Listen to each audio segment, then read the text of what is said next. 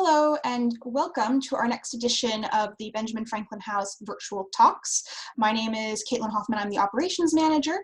To keep up to date on all our virtual offerings here at Benjamin Franklin House, please do visit our website, www.benjaminfranklinhouse.org.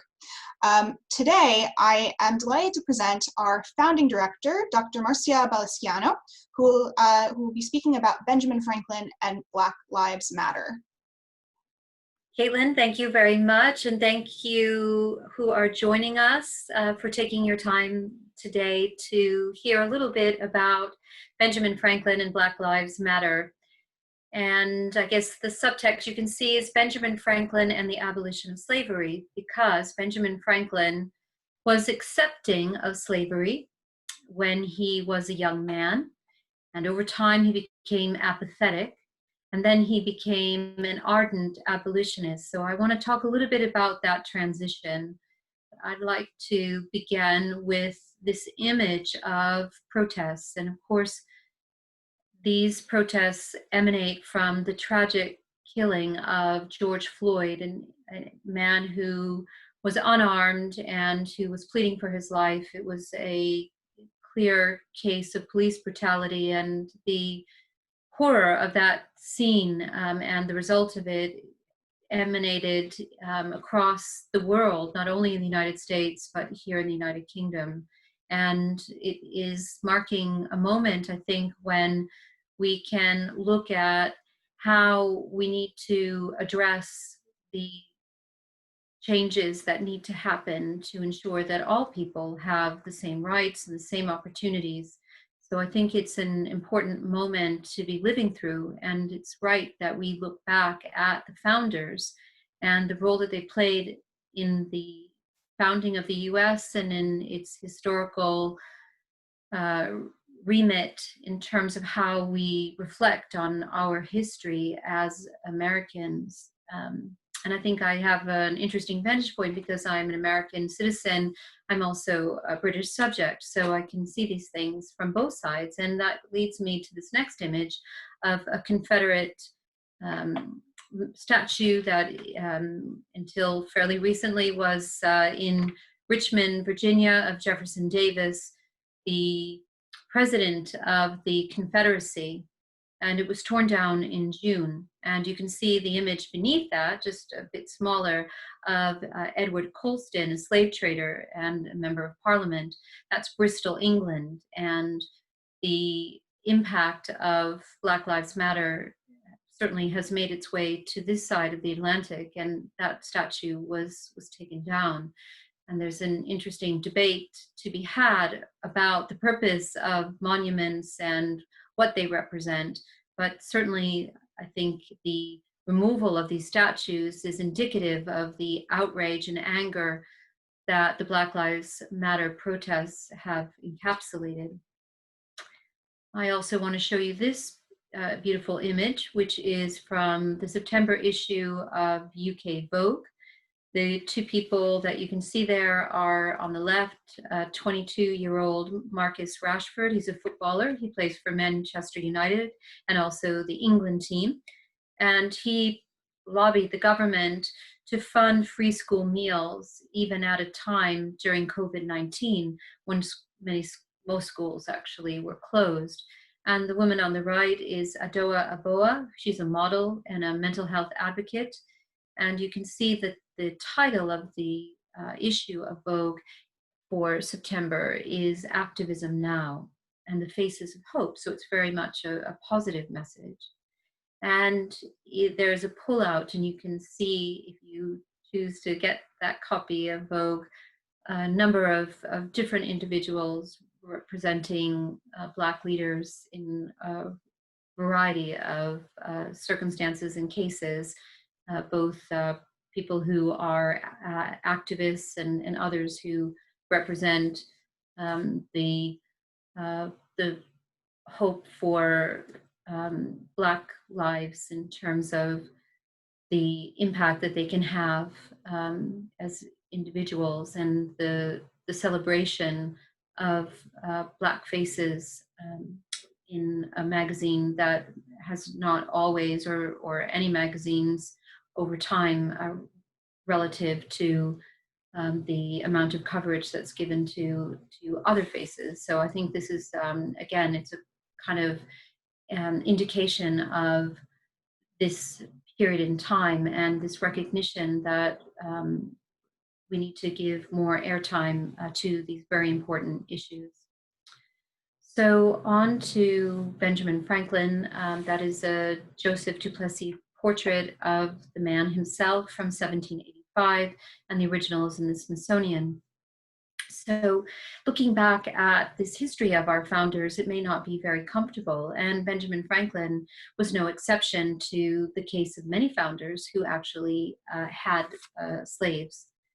So I thought it was interesting to look at where his engagement on slavery kind of took place. And I found a letter to a gentleman named Mr. Waring from 1758. So just as a reminder, Benjamin Franklin's history, born in Boston and then apprenticed to his brother, James, who was a printer himself and a newspaper publisher, and chafed under the watchful eye of his brother and decided to run away and made his way to Philadelphia, where he began to make his own way in the world. And of course, he was there for a bit of time, but then he came to England for the first time as a young man, wanting to learn a little bit more about printing and publishing, and then returns and then begins to play an important role in the shaping of civic life in Philadelphia, and many of his ideas were formed then.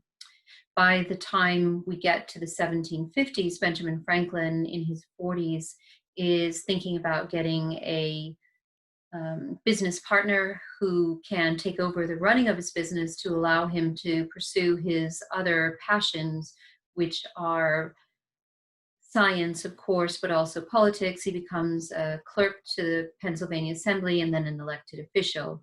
And then in 1757, in July, he is arriving in London, again, this time in very different circumstances, probably as one of the most famous colonials of his day for his work as a publisher in terms of his other civic contributions, and as a book publisher with Poor Richard's Almanac, which was the colonial equivalent to a bestseller at the time. So he was quite well known, very different from when he had arrived first as a young man, completely unknown, but making his way across London to learn more about life as well as about printing. So he arrives to Craven Street, and in January of 1758, he's writing to this gentleman, Mr. Waring, about the Bray Associates, or the associates of Dr. Bray. So Dr. Bray was a gentleman who began to think about how people could be educated, and in particularly young people. So he was Thomas Bray, and I'm just reading from something that was in the Pennsylvania Magazine of History and Biography, an excerpt from the 1930s talking about Dr. Bray. So since the turn of the century, Dr. Bray and his co-workers had been establishing charity schools and promoting through better libraries for the poorer clergy a sounder and more tolerant teaching of religious principles. But yet he goes on to say that he also, his humanitarianism extended to education, not only for unfortunate white people in England and its possessions, but the Negroes who lived in the British plantations as well. And so back to this writing of Franklin in 1758 to Mr. Waring, because it's clear that he says, if the associates of Dr. Bray should think fit to make a school for Negro children in Philadelphia, he goes on to indicate why he thinks that might be a good idea, because he says a school for Blacks under the care of one of whom people should have an opinion, et cetera, that about improving the minds of their young slaves with good principles might probably have any number of Blacks sent to it if on experience, it should be found useful and not attended with the ill consequences commonly apprehended. The example might be followed in the other colonies encouraged by the inhabitants in general. So it's a bit of a mark of transition of his ideas. I also wanted to quote from a letter that he sent to his wife, Deborah. So when Benjamin Franklin comes to London, he has 2 Black servants with him. They were slaves.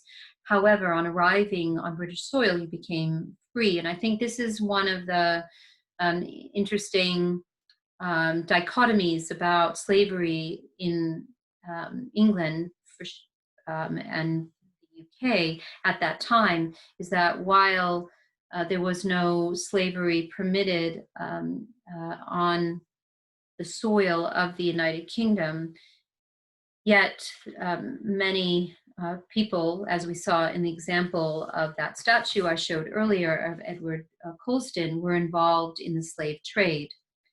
But when they arrived, Peter and King, alongside Benjamin Franklin, they became free. So they played more of a role as servants.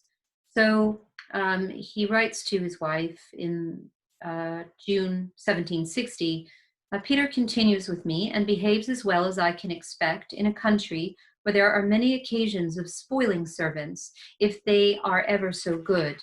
He has as few faults as most of them, and I see with only one eye and hear only with one ear. So we rub on pretty comfortably. King, that you inquire after, is not with us. He ran away from our house nearly 2 years ago when we were absent in the country, but was soon found in Suffolk, where he had been taken in the service of a lady that was very fond of the merit of making him a Christian and contributing to his education and improvement. The lady sent him to school, has him taught to read and write, to play on the violin and French horn, with some other accomplishments more useful in a servant. Whether she will finally be willing to part with him, I know not. In the meantime, he is no expense to us. So that was the fate of the 2 servants.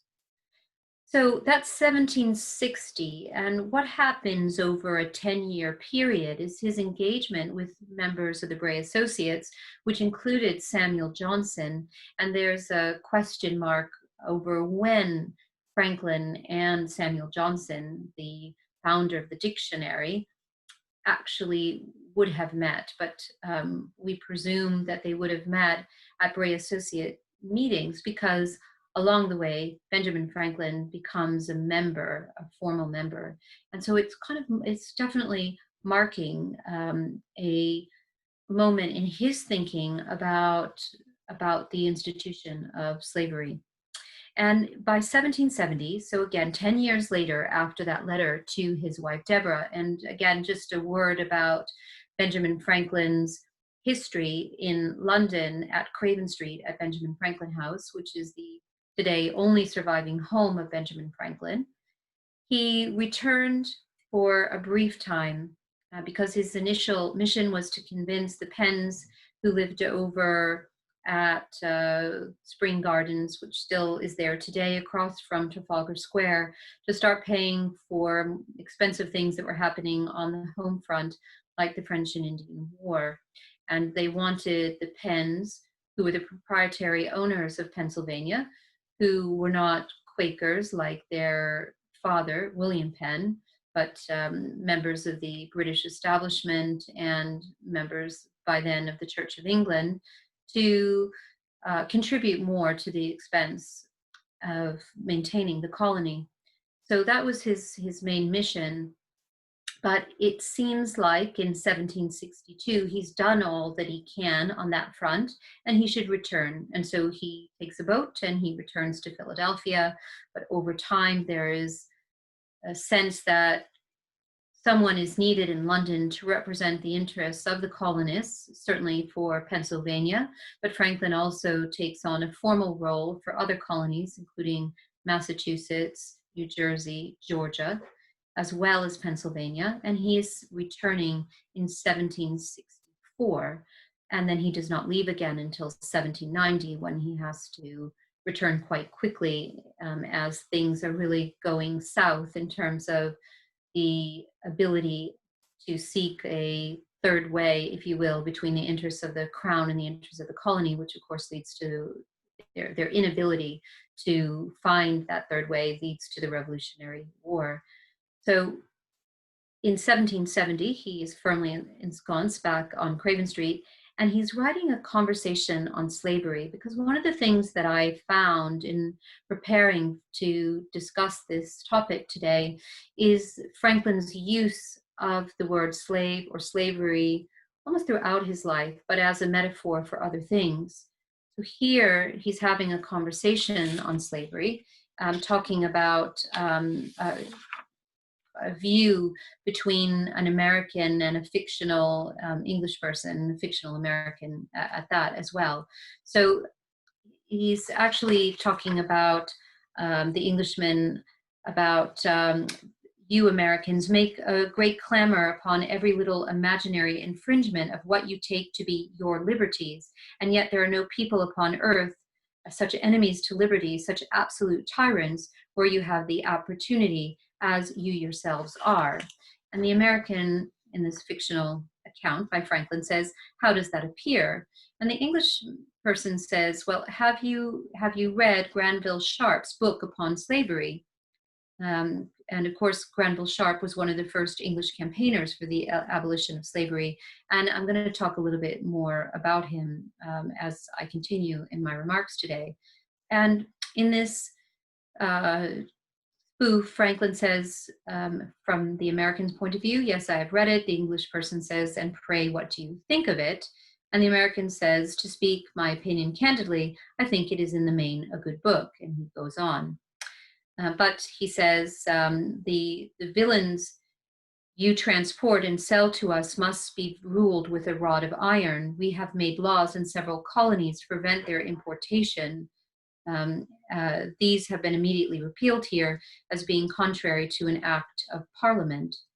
And so the American says, sir, I mean the slavery in your minds, all the wretches that dig coal for you in those dark caverns underground, unblessed by sunshine, are absolute slaves by your law and the children after them. So he's making a comparison between bonded labor, but also those that are working in very difficult conditions. So it maybe marks a slight movement. I want to show you this next image. That's Benjamin Franklin's house in London, Craven Street. He never owned it. He was a tenant of Margaret Stephenson, although during his long tenure in the building, he was more kind of the head of the household. And there's a quote, living in serene comfort and affection by his landlady and her family. I wanted to show this image as well. This just shows the kind of horrific nature of the transportation of slaves from Africa to the so-called New World. And here it's showing a plan of a lower deck with a stowage of 292 slaves, 130 of these being stowed under the shelves is shown in this figure. I mean, it's really abominable. And you can imagine that those that were transported in this way, many of them didn't make it, or were subject to disease, and the emotional well-being of these people would certainly have been completely trounced. And so it's a miracle that any would have survived at all. Here's another description of a slave ship, again showing bodies and really treating human beings as chattel. Truly horrific. Here's another image, which is called the Abolition of the Slave Trade, and it's a bit of a cartoon, but again, kind of pointing to the evils of slavery. Here is an advertisement, and I think one of the things that we need to hark back on is Benjamin Franklin's role as a newspaper publisher before he came to London. Here's an advertisement for two likely healthy Negro women and the price, and the ads that would have been placed in Franklin's newspaper in Philadelphia. So he definitely is not immune from the charge of having been accepting of the practice of slavery. I wanted to show you this gentleman. This is Richard Price. He lived between 1723 and 1791. He was a moral philosopher, as they were called. He was a nonconformist preacher and mathematician, and he was also a political pamphleteer. He was active in radical Republican and liberal causes such as the Revolution. So he was a very strong supporter of the American cause. And he was very well connected, and he became a good friend of Benjamin Franklin's. And he spent most of his life as the minister at the Newington Green Unitarian Church. And in fact, the Newington Green Unitarian Church has been the subject of a major renovation, a project that has been supported by the National Lottery Heritage Fund, and we have found ways at Benjamin Franklin House today to work alongside Newington Green. And you can find, actually, if you visit the education section of our website, some materials around activism in 2020 for young people that have been prepared between Benjamin Franklin House and the Unitarian Church there. He also wrote on issues of demography and finance, and like Benjamin Franklin, he was a fellow of the Royal Society, so he was very much a polymath. And they talked at length, and Price was very much a campaigner against slavery. And one of the things that happened with Benjamin Franklin's transition is he has these conversations. He begins to work, as I mentioned, on behalf of the Bray Associates, thinking about it from a humanitarian point of view, but then over time, changing his mind and realizing that this was an institution that had to be overturned and that he should play a role in doing that. When Benjamin Franklin leaves London, he goes back to America, and there's a lot happening, and Franklin plays his part to try and garner funding that can support the cause of the Americans in setting up their own independent country. Benjamin Franklin, of course, he's going through another transition, not only about slavery during his nearly 16 years on Craven Street, but he's also transforming his views about the ability to be a loyal servant of the king and then becoming a rebel and supporting the cause of revolution. This transition is happening during this period of time.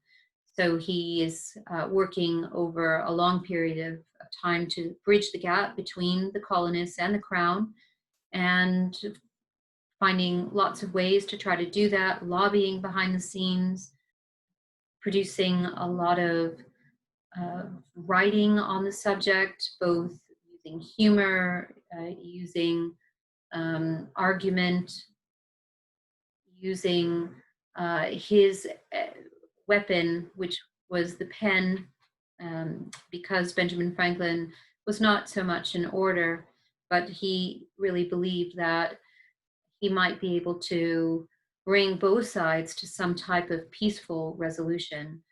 And we see at the end of Franklin's time in London, by 1774, he realizes through a number of circumstances, which we can certainly talk about in the Q&A if you are interested to go in that direction about that transition, but he really decides that while he doesn't give up his work on trying to find some type of reconciliation, almost up to the moment that he leaves, by the time he's on that boat back for Pennsylvania, he is very much firmly a champion for the American cause. So he's working during his return on the cause of revolution. And then, as we know, he gets sent to France to represent the fledgling United States before the French court. And that is why Benjamin Franklin is considered to be the founder of the State Department, along with many other institutions in the US, for his work in France. So, but even before that, we might think about Benjamin Franklin's home on Craven Street as being the first de facto American embassy. So his thinking surely progressed in France, but by the time he returns home in the mid 1780s, he very much is a clear-cut abolitionist. And one of the things that he does in that role as an abolitionist is to become the president of the Pennsylvania Society for Promoting the Abolition of Slavery. And he decides that he should bring on board some of his old friends, including Richard Price. So there is a letter from Price to Benjamin Franklin. And there's also a letter back, and it says, the Pennsylvania Society for Promoting the Abolition of Slavery and the Relief of Free Negroes unlawfully held in bondage have taken the liberty to request your acceptance of a few copies of their Constitution and the laws of Pennsylvania, which relate to one of the objects of their institution. From a most grateful sense of the zeal and abilities with which you have long, this is Franklin writing to Price, and successfully defended the rights of mankind, the Society have done themselves the honor of enrolling your name in the number of their corresponding members, and they earnestly request the continuance of your labors in the great objects of their institution, for in this business, the friends of humanity in every country are of one nation and religion, and I am on behalf of the Society, sir, your most obedient servant, B. Franklin. So I mentioned a little bit earlier about this gentleman. This is Granville Sharp. He was born in 1735. He lived until 1813, and he was one of the first British campaigners for the abolition of the slave trade. He also was involved himself in trying to correct other social injustices, and he formulated a plan to settle Black people in Sierra Leone, and he founded the St. George's Bay Company, a forerunner of the Sierra Leone Company, and his efforts led to both the founding of the province of Freedom and later Freetown, Sierra Leone. So he's considered to be one of the founding fathers of Sierra Leone. He was also, again, like we saw with Price, as Franklin was a polymath. He was a biblical scholar, a classicist, and like Franklin had a passion for music and was considered to be a talented musician. Their correspondence is fairly early. 1775, we can see a letter to Franklin to Granville Sharp, which is saying that Franklin presents his respectful compliments to Mr. Sharp with many thanks for the copy of his excellent work, of which he desires 50 may be sent to him with a bill of what he is indebted. So they are corresponding, they're sharing information and literature. And this is really a kind of indication of Franklin's esteem, which he held Sharp in. And again, as we saw with the 1787 letter from Franklin to Richard Price, Franklin is writing in 1788 to invite Sharp to also become member, or is telling him that the Pennsylvania Society for Promoting the Abolition of Slavery has added him to their membership roll. So we see a letter back from Granville Sharp in 1788, and he says, I ought long ago to have acknowledged the deep sense which I entertain of my obligation to the Pennsylvania Society for Promoting the Abolition of Slavery, for the honor they have been pleased to confer upon me by enrolling my name in the number of their corresponding members. I read with very particular satisfaction their excellent remonstrance against slavery addressed to the late convention. So this is the Constitutional Convention that he's referring to.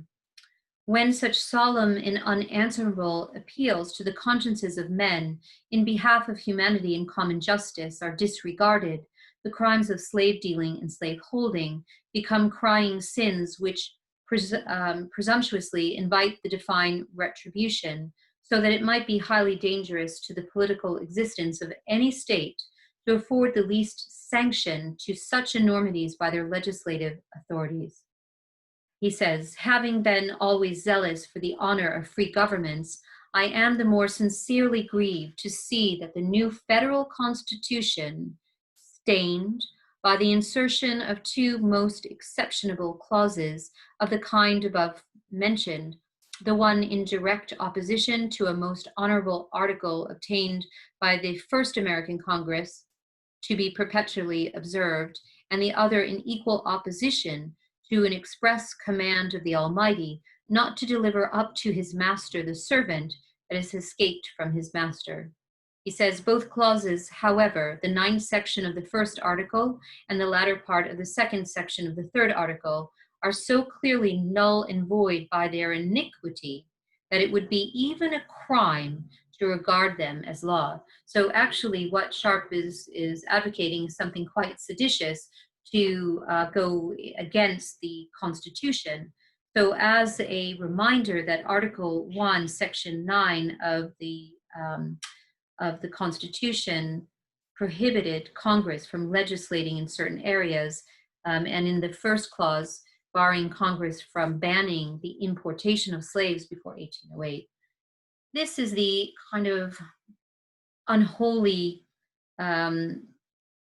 alliance that needed to happen in order to get a constitution. We know that the colonies bounded together, banned the individual differences that they may have had and their own interests to fight against the British during the Revolutionary War. But at the end, at the conclusion of that, there was no foregone reason that they would have remained together and to stay bound as a nation state. And that was why the Constitution needed to happen. The Constitutional Convention brought together representatives from the colonies, and there was much toing and froing about what the Constitution should include or shouldn't include.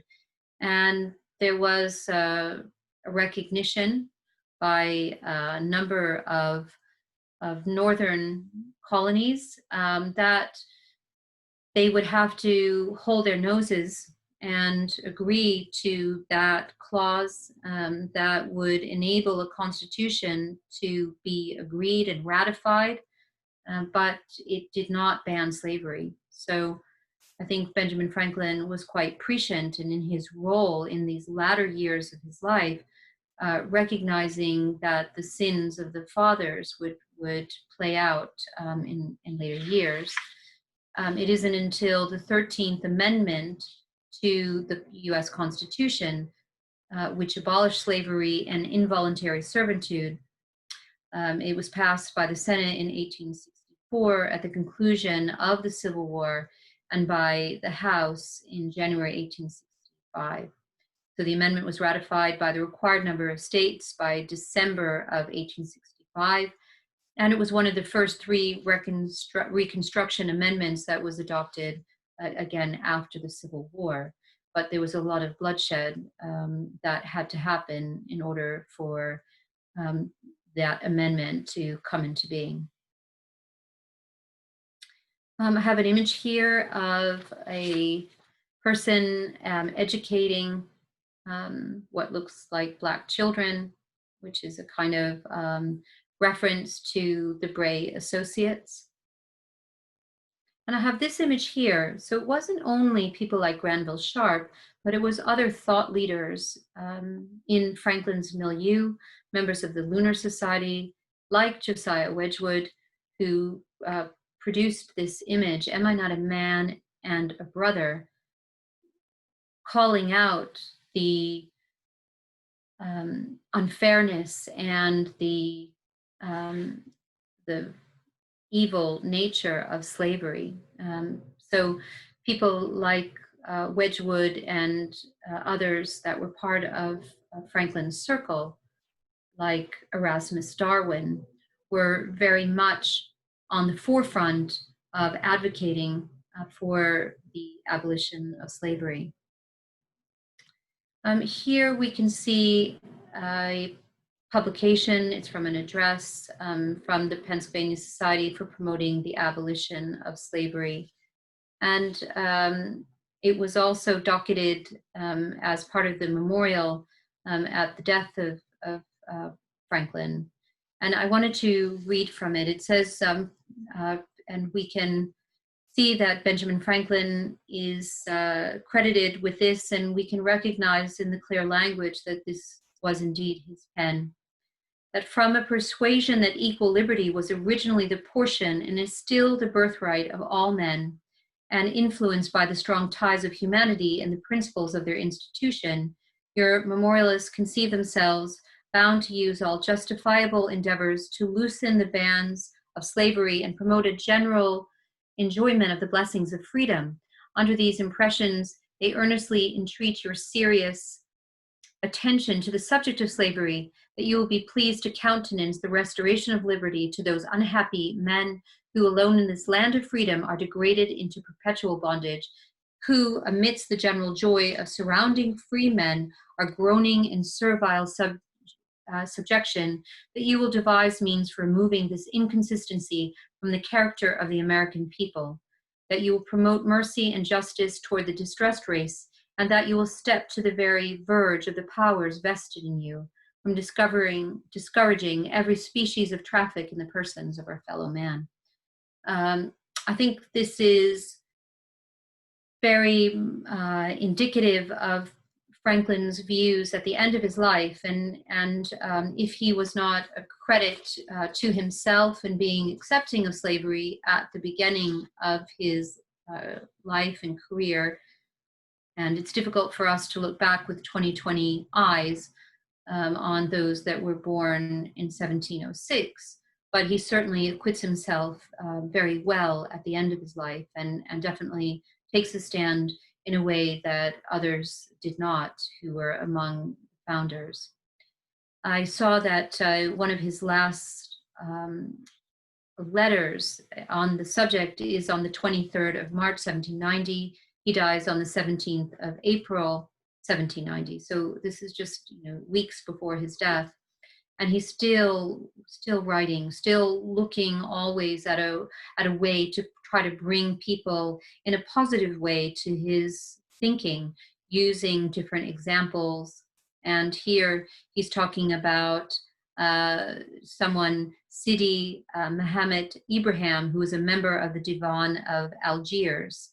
So he's saying that if we cease our cruises against the Christians, how shall we be furnished with the commodities their countries produce, and which are so necessary for us? Because that could be an argument. You need slavery to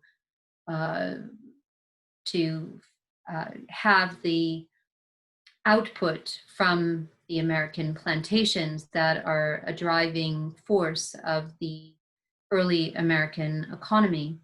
But he's saying that this is a specious argument.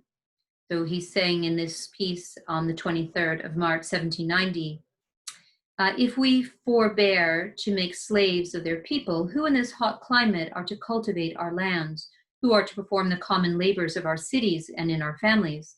Must we then not be our own slaves? And since like motives are apt to produce in the minds of men like opinions and resolutions, may we not venture to predict from this account that the petitions to the Parliament of England for abolishing the slave trade, to say nothing of our legislatures and the debates upon them, will have a similar conclusion. So he's hoping, even at this late stage, with his days narrowing, that the Americans will come along to the idea that slavery needs to be abolished sooner rather than later. So That I would just show you here again. This is actually another piece, and this one is from February. Again, in his beautiful writing, you can see the words there talking about the restoration of liberty. So Franklin is very much a man to think about in these times, I think, around Black Lives Matter, and when we need to look back on the activities of those that had a hand in creating what we know today as the United States, and thinking about the recognition that Franklin had belatedly but happily campaigning in such a way as to put himself on record very clearly about his views on the importance of the abolition of slavery. So I think I'll close there and see if there are any questions that have come in. Thank you very much, Marcia, for that really interesting talk. We do have a question already, but for those of you who would like to ask any questions, there's two ways to do that. You can either type in your question in the Q&A, or if you raise your hand, then I can call on you for you to ask your question to Marcia directly. So the first question that we have is from Liz Lowenthal, who's saying, thank you for your lecture, and has a slightly off-topic question, but the "am I not a man and a brother" image made her think of "if you prick us, do we not bleed?" Was this image potentially inspired by The Merchant of Venice? And do you know what the perspectives of Judaism were at the time? Well, I think that the members of the Lunar Society, like Franklin, like Wedgwood, like Darwin, like James Watt, they were very well read. They certainly knew of Shakespeare, but I haven't seen anything to indicate that The Merchant of Venice was an inspiration for this image. But I think, and while I'm not an expert on Franklin's views on Judaism, I'd have to come back to you on that.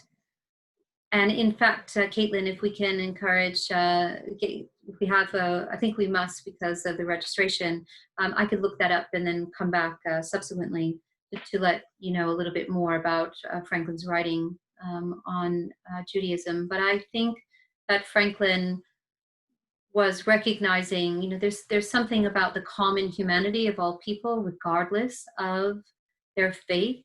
So I would like to think that Benjamin Franklin, who very much was a humanist rather than a proponent of organized religion. He had a pew at Christ Church in Philadelphia during his years there, which the family maintained. And I think that was probably a time for reflection. And he does use the language of the Creator, but we can see that he was not a religious zealot, and he really had a feeling about, and we can see that in some of these examples, about the humanity of all peoples, regardless of their race or creed.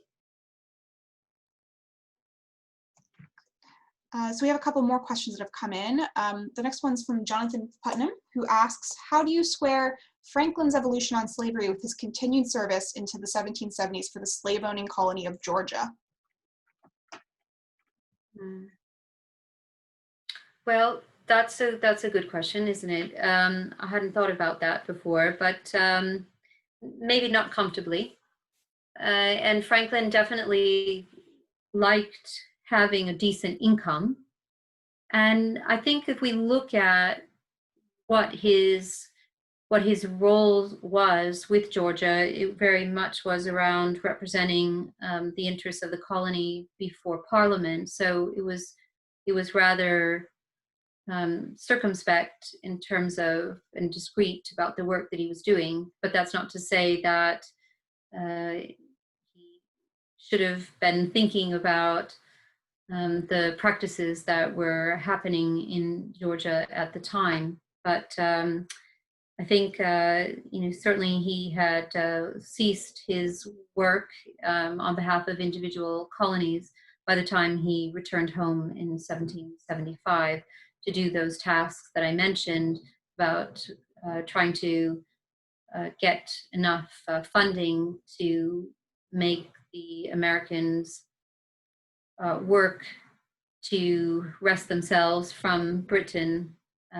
effective. And so one of the places he went, for example, was up to Canada, took a perilous journey by horseback and suffered the cold, and was probably lucky to have returned in good health at the end of that. But I think that's definitely something, maybe we might say, I don't know if I could get away with this argument, that by the time he's actively campaigning on behalf of the Pennsylvania Society for promoting the abolition of slavery, he recognizes that he's got a role to play in helping the southern states to realize why they should end this practice forthwith.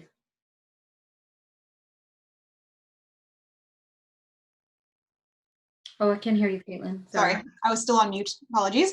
The next question we have is from John Kunst, who's asked, did the American Revolution affect Franklin's friendship with Price, Wentwood, and others? No. Some people he wasn't able to kind of keep going with, but others he did. And I've spoken about this in the past, that it's a kind of irony of Benjamin Franklin's relationships that he was able to keep them going even during the war. There was lively correspondence and affection in his letters with his old friends from Britain. But yet he couldn't abide by his own sons deciding to stay loyal to the crown, because of course this is one of the great disappointments of Franklin's life, is that his son William decides to stay loyal to the crown. He was William, governor of New Jersey, and was imprisoned in Connecticut at the early stages of the war, and then exiled, and the two never see each other privately again. And it was a great pain in Franklin's life that his son decided to go against the father in not aligning with the cause of the revolutionists. So Franklin was able to keep up many of those positive relationships. And as we can see, either from the note of taking 50 pamphlets of Granville Sharp in the 1775 versus his writing, warmly to Sharp, remembering him, ensuring that he is enrolled as a member of the Pennsylvania Society for the Abolition of Slavery. So there's a kind of micro story that's worth telling in relation to where Caitlin is. Caitlin is actually at Benjamin Franklin House, so you can see that beautiful window behind her, and his landlady's daughter. So his landlady is Margaret Stevenson. Her daughter is Polly Stevenson, then Polly Hewson. She marries a young surgeon who sets up shop, runs an anatomy school from Craven Street until his tragic death in 1774, which was a very tumultuous year for Franklin. For a lot of reasons. He's called before the Parliament for leaking letters from the governor of Massachusetts. Those letters are complaining against the Massachusetts citizens and postulating that there might need to be troops sent in to control them. So in 1774, it's also the death of William Hewson, who cuts himself during a dissection and dies of blood poisoning or septicemia. So when Franklin is actually in France, in Passy, being a darling of the French court and gaining those funds that are so critical to the revolutionary cause, he's writing to Polly and saying, why don't you and the children come and we'll all be a family again. So he is remembering very fondly about his time and is not at all concerned that she is British and he is not, although his blood is comes from Britain as much as it does from being born in America, Franklin. So as we know what happens with Polly, she says, decides that that would be a kind of treasonous activity. So she doesn't go at that time, but she ends up going to join him in Philadelphia. And the story is that she's at his bedside when he dies in 1790. So he was able to forgive or overlook the allegiance that so many of his friends and extended family had to their government, but he couldn't forgive his own son. So those members of the Lunar Society, in summing up, I think remained close to him and close in his correspondence, not in every case with some of the British friends that he had, but in most cases he was able to do that. And maybe just one other story about Craven Street and his friends. You know, one of his neighbors was a guy named Caleb Whiteford, who was a wine merchant. And when it comes time to negotiate the Treaty of Paris in France, which ends the Revolutionary War, the British send as one of their negotiators Franklin's former neighbor and friend, Caleb Whiteford. So it's quite an interesting question. And that's all the time we have for questions today. So thank you very much, Márcia, for taking the time to do the presentation and answering all of these questions. We are recording this talk, so it will be available on our website, www.benjaminfranklinhouse.org. And please visit our website for all our other digital offerings. We have a back catalog of all the lectures we've done previously. And we are also open to the public again, Friday through Sunday. So if you are London-based, we would love to have you. And thank you very much for tuning in. Thank you.